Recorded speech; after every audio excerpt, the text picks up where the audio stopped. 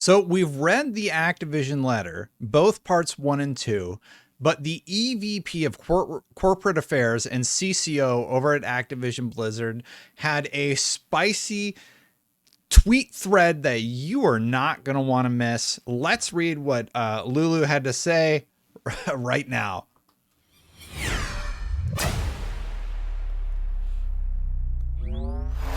So I hope you didn't miss this because she really had some thoughts about this whole merger. And Lulu Chang Maservi is the EVP of Corporate Affairs and CCO of Activision Blizzard. These are her personal views, according to her Twitter anyway. She said to the FTC, antitrust law exists to protect consumers, not competitors. The FTC is doing the opposite with their baseless, ideologically driven suit to stop the Microsoft Activision deal. So let's talk about it. Strong opening. Okay. The facts show that this deal benefits gamers, workers, and global competition, but the FTC is ignoring facts, along with precedent and business reality. Their case rests on the unfounded fear that Microsoft will make Call of Duty exclusive to Xbox. 3 reasons that makes no sense. And if you missed the video yesterday, you can check it out right here. But basically, a lot of this is in the full document. She does a really good job of summarizing it succinctly and with just the right amount of spice. So let's continue going in here. 1, Microsoft doesn't have the ability or the incentive to withhold COD. 2, a single game doesn't stifle competition. And 3, the FTC has just made up nonsensical definitions of markets that it claims will be dominated by Xbox, currently in 3rd place. The big problem with the FTC argument, as I've talked about in these videos, are that they didn't define their terms properly. They said Nintendo doesn't count, right? But when you start looking at it, why would Nintendo's console not count exactly? Especially when Call of Duty is going to be released there in the near future, because Microsoft has that 10-year deal on there. Their case is so flimsy.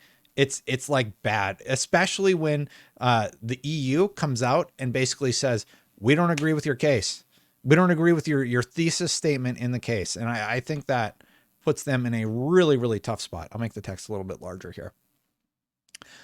On all counts, the FTC ignores the facts. 1, taking Call of Duty exclusive would be a disaster. Very strong words for Xbox.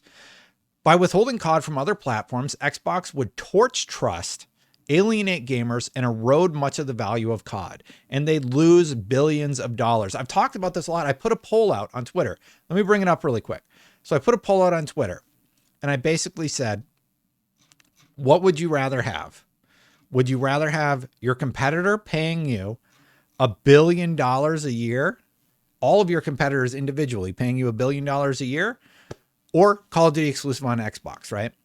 This poll has 8,584 votes. You know, the internet would say, oh, they're all console fanboys. I don't know. 8,500 votes? They want the $1 billion.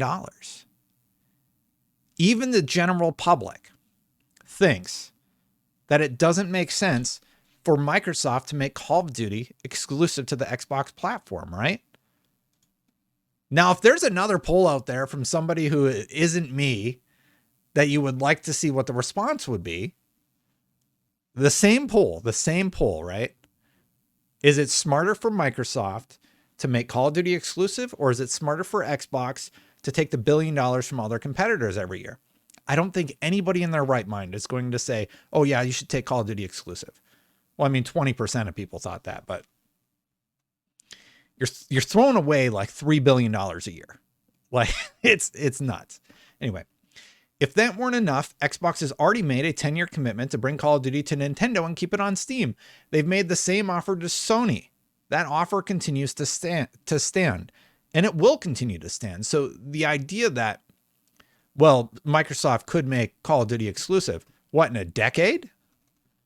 Like, what's the logic here? The main thesis is that the FTC said that, well, Microsoft told the European Commission that they weren't going to, make games exclusive. And that's not quite what they said.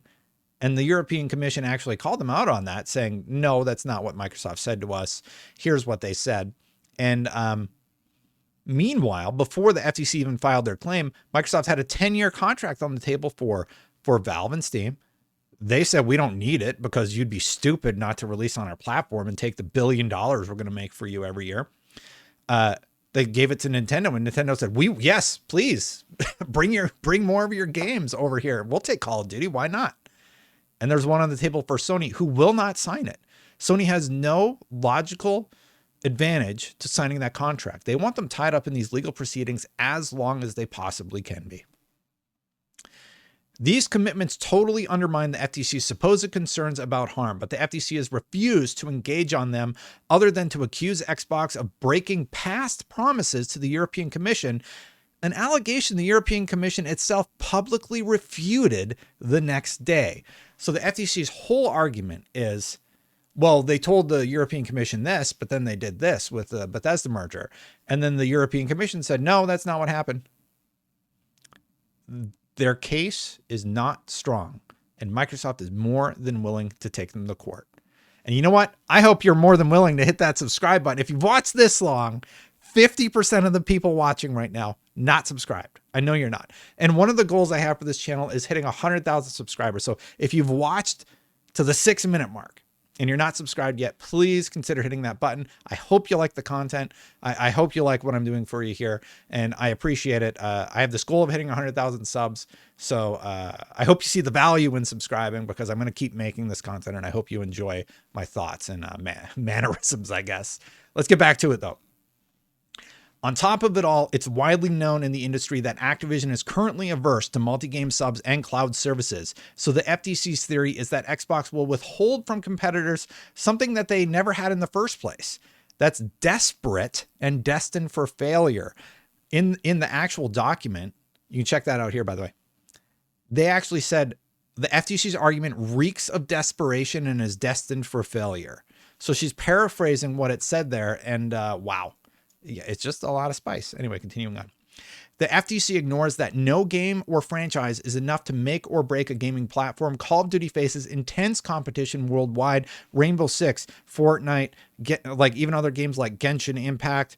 Did I say Rainbow Six, Fortnite, Genshin, Apex Legends, even Destiny 2, which Sony owns, competes with Call of Duty. That includes China-based companies' aggressive expansion in the US and Sony's war chest of IPs across games, movies, TV, and music. Yeah, one of the points that they actually make is that, well, this gives Microsoft access to more IPs. No, it's about even, actually. Just the game IPs that both PlayStation and Microsoft own are fairly even. But when you expand PlayStation's library to include the IP that Sony owns from movies, things get a lot more interesting, right? And the plan is to start making more Destiny stuff. The FTC cites non-existent markets that they fabricated just for this case, as in literally made up, like their concocted cloud gaming market. I mean, I don't know if that one's concocted, but anyway. And high performance console, that one's absolutely BS. They basically say the only two platforms that are high performance consoles are the Series X and the PlayStation 5. Yes, they're a higher tier console, but you're saying people can't play any of those games on the Series S. Every game that comes out on the X can come out on the S. They say that, well, people can't play those games on Nintendo Switch. Meanwhile, COD's about to come to Nintendo Switch. So like the argument just gets destroyed. I would be very curious. I got to get Hogue back on here and just ask him, like, what points does the FTC still have to hold on to after these brutal rebuttals from lawyers? Anyway, she continues. Limited to Xbox and PlayStation, which, by the way, has over 2 times the market share. PlayStation has 2 times the market share of Xbox. Stop trying to make cloud gaming market happen. Okay. TLDR. This deal benefits consumers and increases competition. The FTC ignores the facts. Instead, they're protecting the world's biggest gaming because more competition from Xbox. The FTC is blinded by ideology and has lost the plot. Protect competition, not competitors. And my whole argument has been, I want everybody to compete better. And in my mind, this puts Sony and Microsoft even And the prediction I have for how this proceeds once the deal goes through, I'm very much of the mindset that this deal closes. So is Berkshire Hathaway, who bought $4.5 billion worth of stock in the Activision stock, right? I have a whole video about that actually coming up very soon. I've been covering this a lot the last few days. And yeah, everybody thinks this deal goes through. I just don't think the FTC has a lot to go on here. But yeah, here's a response from this person saying, this is a mic drop moment. And I have to imagine that's why Microsoft is like, we'll see you in court. This is okay. Like, these are your arguments? Yeah, we'll take it to court. We were there that day, ready with consent decrees, ready to go. And you threw it on the floor. You told us to get out. All right. Well, like, what other recourse do we have? We're $1 trillion company. Of course we're going to sue you. The biggest argument that I hear from people are like, oh, well, we don't like the idea of Microsoft getting bigger. Somebody was going to buy Activision, right? Activision, Microsoft said, hey, we want to sell. Hey, we want to buy you. Okay, that's cool. We'll buy you. People would rather Activision gets splintered apart and fairly distributed across the market. Okay, let's run that through. Let's say hypothetically, PlayStation drops $20 billion and buys just Call of Duty, right? Is that still going to remain multi-platform? Even with all these arguments, I'd be very curious to see how the goalposts move and how the tone changes if the shoe was on the other foot.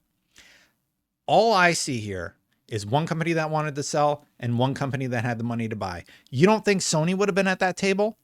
They absolutely would have been at that table if they had the capital to do so. And you're lying to yourself if you think otherwise. Sony has been very smart about their investments, what they've purchased, how they've supported their studios to make those exclusives. And now they're getting into the PC market. I really like how Sony has done things like that. I don't like the $10 increase that they did, like at the beginning of the console life cycle. I don't like the $10 upcharge. There's things I take issue with about how they did it, but have they been smart with the money that they have? Absolutely.